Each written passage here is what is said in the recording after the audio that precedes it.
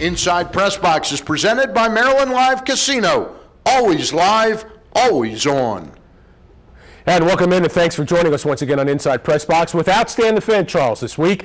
Gary Stein, your lone host for a special Ravens kickoff edition of Inside PressBox. Let's dive in. Crosstalk is back this week with a Ravens Roundtable. Cover32.com's Kyle Ottenheimer and Baltimore Sports Talk radio personality Glenn Clark will join the show to preview the AFC North and to share their predictions for the Purple and Black in 2014. Also this week, PressBox beat writer Joe Platania stops in to examine the Ravens defense as well as to offer his projections for the unit's young up-and-comers. First, although they added some key free agents and a host of young draft picks, the biggest offseason acquisition for the Ravens this year was without question their new offensive coordinator, Gary Kubiak, whose version of the West Coast offense could bring a zone-running, bootlegging new flair to Joe Flacco and company. And here to talk about this new Ravens offense is Baltimore Sun's Ravens beat writer Jeff Zrebiec. Jeff, welcome into the show. How are you? Good, Gary. Thanks for having me. And before we get into it, we should make clear to all the fans, you used to cover the the Orioles beat for a number of years, left that in 2011, so you can definitely be credited with the Orioles' rise in 12 and the Ravens' Super Bowl in 12. Yeah, there's no question. For a long while, Oriole fans used to write me that I was the jinx, and then the first year I was on the Ravens beat was the year that Billy Cundiff missed that field goal in Foxborough, so I heard about that also. But once they won Super Bowl in New Orleans, that sort of quieted the jinx talk. But on a personal standpoint for a second, though, the 162 versus 16 debate, I mean, covering 162 games that's a marathon. Yeah. But so which do you prefer? I prefer the schedule of football and not being on deadline every night and not traveling as much. But in terms of access, baseball is much better. You really get it. You really feel like you're there. You get to know the players, the personalities. You get more of an inside look at things. You know, football is very secretive with everything and the competitive nature of it. So I like. There's a little about each thing that I like, but it's certainly the Ravens keep it exciting for us. Well, as far as exciting and secretive, I mean, there's no real secret that the Ravens needed a boost last year from this year as far as offense was concerned. They underperformed dramatically. The running game was nowhere. The offensive line, we'll talk all about that. But one of the big remedies, as I mentioned earlier, was the insertion of Gary Kubiak as the new offensive coordinator. Compare a Gary Kubiak offense in 2013 to what we saw with Jim Caldwell in 2012. I think the biggest thing in Gary Kubiak's West Coast offense is that it's a run-first offense. Joe Flacco threw more passes than he ever has in his career last year under Jim Caldwell, and if that happens again, there's an issue. That shouldn't be. That's not how the offense is set up. The offense is set up to run early and often, and I think that's going to be the primary focus to establish that, especially after they struggled last year. The other thing is getting the ball out quickly. If you see a lot of Joe Flacco kind of hesitating and doing all this hitching and stuff like that, that's not being run correctly either. The idea is for him to go through his reads and progressions really quick and to get the ball out and to sort of spread it around. And I think, so far so good. Joe Flacco looks more than comfortable operating this offense. And so we're going to see a little bit of a different Flacco in terms of it's all going to be predicated on play action. A lot of his performance is going to be predicated on his ability to bootleg and get outside the pocket. Are you confident that a quarterback of his physical makeup, how long he is, can do that? Yeah, I am, because I think in the past, Joe Flacco has made some huge plays moving out of the pocket. And I think the Ravens people have long said he's a way better athlete than he's given credit for. I mean, he's not a fast guy, obviously, but he's plenty mobile to do what this offense needs. He can make plays on the pocket, on the run. He throws well on the run. So, I think he has all the tools to be able to succeed in this offense. Talk a little bit about the Ravens' running game. We know that Ray Rice is not going to be available to the team for the first 2 weeks. There are some who actually say that Bernard Pierce may be a better overall fit for a Gary Kubiak-style offense. What do you say? Yeah, I can see why they say that, because it really emphasized one cut and getting up the field, and that's more of Bernard Pierce quality. Ray Rice dances a little more, stutters in the hole, does different things. However, in saying that, Ray Rice has adopted that style from what I've seen so far in training camp. I think he's really understanding. First of all, he's in great shape. He looks like a different player out there, and he seems to understand understand the offense, and it clears up the vision a little bit. I talked to Terrell Davis, who had a lot of success in Gary Kubiak's offense, and he kept saying that it clears up the vision. You can see things clearer with this new blocking scheme and how they run the ball. And even with Ray Rice down, I don't see running back as a concern at all. Assuming Bernard Pierce stays healthy, I think he can succeed in this offense. I think Lorenzo Taliaferro, rookie, will help them and will play a big role. Maybe not in week 1, but at some point. And Justin Forsette's a guy that knows Gary Kubiak's offense as well, and I don't think they'll lose a tremendous amount with him in the game. So they have plenty of horses there to run the ball. A couple players I want to ask you about, got about a minute. Rick Wagner, right tackle, takes over for Michael Orr. Not that he lit up the season on fire last year. How do you think he'll do in really what is his rookie season in playing? Yeah, the best thing I could say about Rick Wagner is he has not been very noticeable, which is pretty good for an offensive lineman. As you said, Michael Orr didn't play at a very high level last year, and I think Rick Wagner will be fine. I think it's going to take him a little while. I don't expect dominance, but I think he'll have some growing pains, but he'll hang in there. And Marlon Brown had a great rookie season last year, but we haven't seen much of him in the preseason this year in terms of making big plays. Does he still have the slot that he had last year with the team, and what do you think about him? Yeah, he's kind of been the forgotten man, and you haven't seen a lot from him in training camp. So, he's going to have to – I don't think he has to earn back the confidence of anybody. He's going to be fine, but he's just lost a lot of opportunities with Juszczyk catching more balls. Jacoby Jones has gotten more involved in the slot. Steve Smith, obviously. So I think he'll have a role, but I don't expect him to be he was a huge hit last year. I think he's going to have to work his way into that. Got 15 seconds. Do the Ravens win the division this year? I don't think they will, but I think they're going to make the playoffs. I think they're a 9-7, 10-6 type team. Gotcha. Jeff, thank you so much. Really appreciate it. You're welcome. Jeff Zrebiec from the Baltimore Sun joining us here on Inside PressBox. We'll take a time out. When we come back from break, we'll talk some Ravens defense with PressBox's own Joey P. Stay tuned.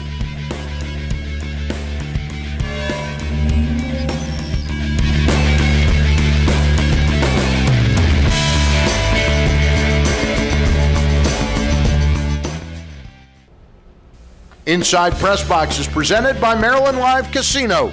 Always live, always on.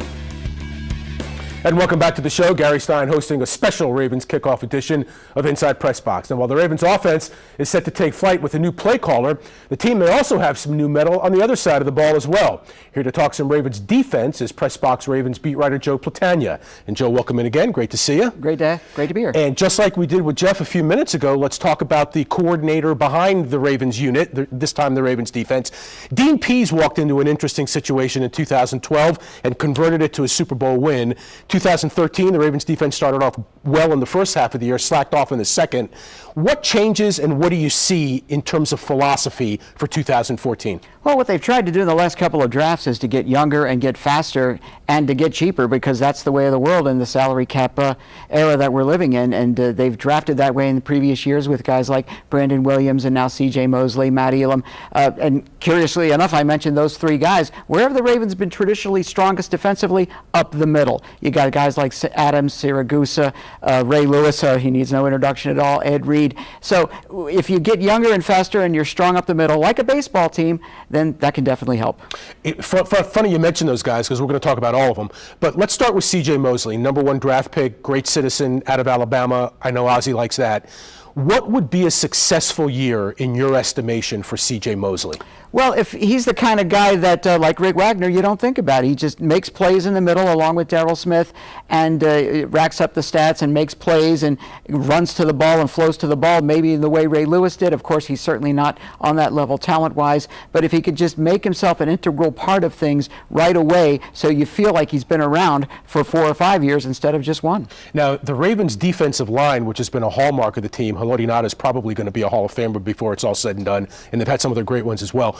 Took a couple of big hits early in the preseason with season-ending injuries, but 2 young players, Brandon Williams in his second year at a Central Missouri State, and Timmy Jernigan, who's a very highly thought of a draft choice this past year out of Florida State.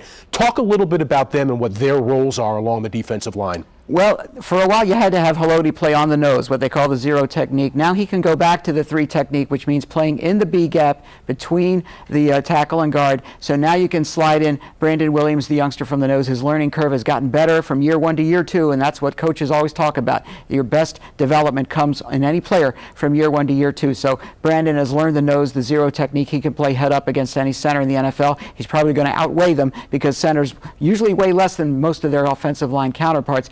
Timmy Jernigan at the 3 technique, where Haloti can be as well. He's a young, quick player on his feet. The way Haloti blew everyone away at the 2006 rookie camp, I think Jernigan shows a lot of signs of that. So if you can be younger and faster, that's the way the game is played now. The bulky Adams Siragusa days are long gone. I want to move to the back line because we talked pre-show about some of the holes the Ravens have at end and also at the cornerback. Right now, as we speak, as we tape today, the Ravens are down 3 guys, actually, as far as the corners are concerned. Are you concerned about the health of the Ravens secondary? If the team wasn't very optimistic about having the guys back for week 1, I would be concerned. I'm not as concerned yet. Let's get into the season, the teeth of the schedule. 5 of the first 9 games are within the division. That's unprecedented since the AFC North was formed in 2002. And then the schedule lightens up as you go along. So they're optimistic that all the guys can be back for week 1. A lot of them were doing some lateral movement in practice. That's a very good sign when you have a back injury or an ankle injury. So yeah, a move might be contemplated. Ozzie and John Harbaugh were on the practice field talking the other day. Something could be in the works. They talked to Steve Spagnuolo as well, the defensive secondary coach. You might have to find a scenario where the secondary, talking about simplifying things for the offense, you want to make things complicated on defense. That way you're dictating tempo to the offense. So if you can have your covers play that one-on-one press coverage like they want to see and have the safeties play zone, you could really create a lot of disorienting looks for the offense. Speaking of safeties, not this past year, but the year before, 2013, the Ravens draft Matt Elam out of Florida at number 1. Are they happy with his play? I don't know if they're entirely happy, but they do want to get him back down in the box to play the strong safety Polamalu type role where he lives for contact. That's how he made his mark at Florida. So I really think that when you get him in a position like that, he would be a lot more comfortable. I think he got more comfortable at free safety as last year went on, but I think he's at his more natural role now. So now you have a competition in the back between Darian Stewart and Terrence Brooks, with Brooks really having had the light come on for him in the last couple of weeks. Well, let's talk about Brooks, who had a great game against the Washington Redskins the other night. He sacked RG3, had an interception, but it was called back because of a penalty. Do you see him gaining more of a role with the defense quickly, or is this a work in progress? Well, for now it's a work in progress, but if he could contribute to the pass rush, which really needs some help this year and showed well against the Redskins, especially when you consider the health of the secondary, if you can have Brooks do those kinds of things well, because remember, Ed Reed would come off the edge and blitz quite a bit earlier in his career. So if Brooks can give you that dual threat, contribute to those kind of disorienting looks the middle of the defense can give you, I think he could be a really, really valuable piece, and you can see why he was kind of resentful that he was drafted in round 3. Do the Ravens win the division? Yes, I believe they do. I do believe that. They have the 5th easiest schedule in the league. It lightens up after 5 division games out of 9. I might as well say it right now. My Facebook audience back in March, they saw that in March, I predicted the Orioles and Ravens would win championships this year.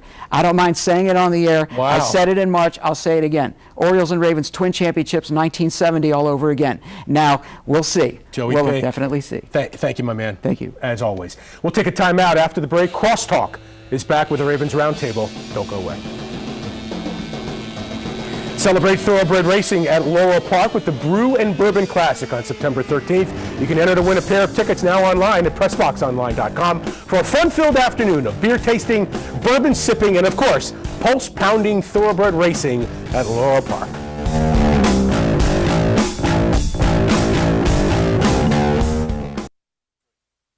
Inside PressBox is presented by Maryland Live Casino. Always live, always on. And welcome back to Inside PressBox. Time now for some crosstalk. And this week it's a special Ravens Roundtable. Joining us now is a former PressBox intern, now a writer, and the Ravens managing editor for Cover32.com, Kyle Ottenheimer to my right, I guess. And in between us is Sports Talk Radio personality Glenn Clark. Gentlemen, welcome to the show. How are you? Great, wonderful. That good, huh? Gary. I appreciate it, buddy. Can't complain. Thanks for having me. Absolutely. Guys, let's talk within the division, and then as far as the NFL is concerned, Kyle, let's start with you. Just like we asked Jeff and Joe, before you guys came on.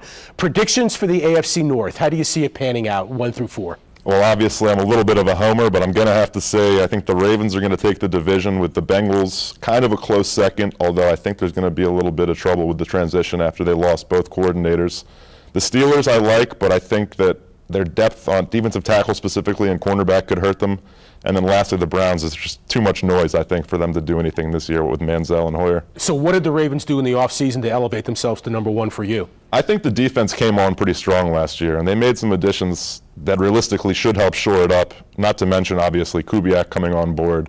The offense was pretty much paltry in every category, but with Kubiak coming along and the zone scheme seeming to be working pretty efficiently, I'd like to think that not only should we put points on the board, but keep them off as well. Right. So, Glenn, formerly of WNST, are you with SiriusXM or are you going to be with SiriusXM? Yeah, I am. You are? I am with Okay. SiriusXM. I appreciate that, Gary.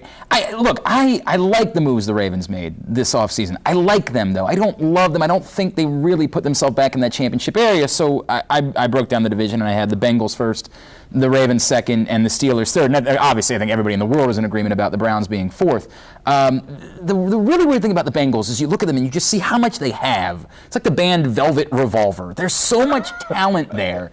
And you just say, why aren't they more consistent? Why aren't they better? The front seven, the offensive skill position players. Giovanni Bernard was like watching a video game a year ago. There's so many good things there. I think at some point they get it together, and I'm thinking this is the year they get it together. I think the Ravens are going to be very competitive, and I think that Jeff, the points that he made earlier are really good. Well, let's stay with the Bengals. That's week 1, coming up a week from today. Bengals, Ravens, what do you think? I think this is going to be a tough game for the Ravens to win. I think the Bengals, Hugh Jackson is such a really quality offensive mind, and I think that they knew something when they made the decision with Andy Dalton. They've got to like what they've seen from him with Hugh Jackson. Joe Flacco loved Hugh Jackson. I thought that was the best relationship he ever had with an offensive mind.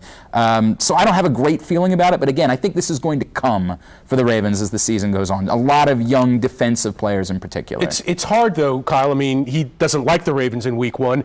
They're one of the best home teams, if not the best, in the entire league. It's hard to not envision them winning their home opener here in town. I think there are a couple factors working in the Ravens' favor. First of all, Geno Atkins, one of the best defensive tackles in the league, coming off of injury, maybe not 100%, kind of still trying to figure out what he can do, what he can't do.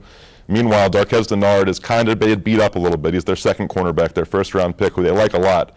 I think they're a little vulnerable. I mean, a lot of talk's been made about Andy Dalton under pressure. Can he really stand tough, deliver the throws?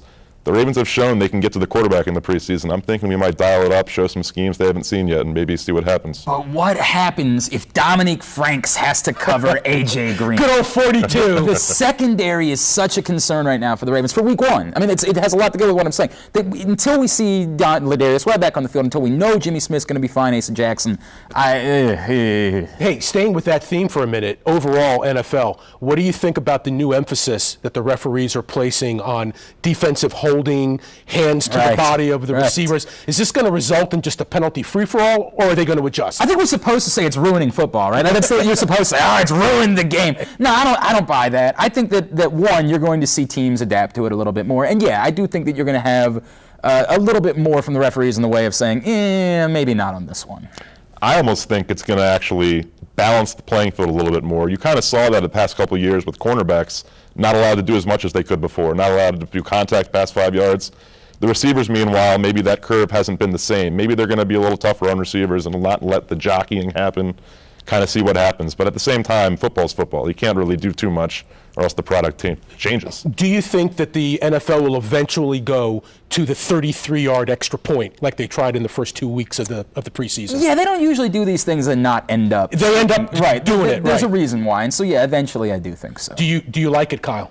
I don't see why not. You're an NFL kicker. You should be able to make a 33-yard field goal like an extra point. So it makes it a little bit more interesting, and it allows kickers maybe to hone their craft a little bit more. And what about these kickers now, Glenn? I mean, Hauschka the other night hit a 59-yarder. Like, anything inside 60 now is considered, hey, we got a shot here. I'm having a kid in January. I don't care what. I'm going to start working on kicking, if boy, girl, whatever. Right. I'm starting to work on kicking on February 1st. Right. Because That there's is the no ticket. doubt. Yeah, absolutely. Kyle, Ottenheimer, Glenn Clark, guys, thank you so much. We'll definitely have you back. Well, I don't know about definitely. More than likely. Maybe I'll If come you're back. missing any guests, who knows? We will take a timeout. Thank you, guys. When we come back, we'll wrap things up with the photo of the week. Stay tuned.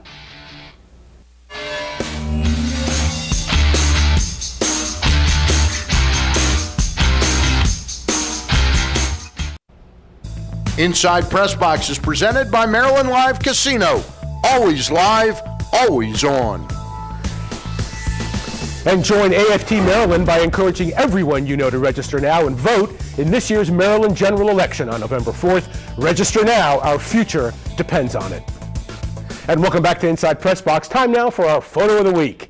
And as always, our photo of the week is brought to us by our friends at Yingling Lager. Taste the quality that 180 years of family-owned and operated tradition brews into every single bottle. And this week's photo, in light of PressBox's 200th print edition, is a look back at PressBox number 182, crowning Baltimore a football city, following the Ravens' second world title with their win over the 49ers at Super Bowl 47. This is just one of 15 covers you can vote on now in PressBox's special number 200 contest. Vote now for your favorite cover at PressBoxOnline.com/vote, and you'll be entered to win $200. We'll be picking 3 winners, one each week, so don't miss your chance to make some cash. And that does wrap up this edition of Inside PressBox. A big thank you to all of our guests, Jeff Zrebiec, Joe Platania, Kyle Ottenheimer, and Glenn Clark. And a big thank you to you for joining us, and have a great sports week ahead.